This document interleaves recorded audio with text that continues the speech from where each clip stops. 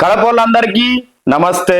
నేను ఈరోజు మీకోసం కడపకు సంబంధించిన అమెరికాలో ఉంటున్న ఆర్య వైశ్యుల అబ్బాయిని తీసుకొచ్చిన. మరి అబ్బాయి డేట్ ఆఫ్ బర్త్ 19/3/1990, ఎత్తు 5'6" పిల్లగాడు.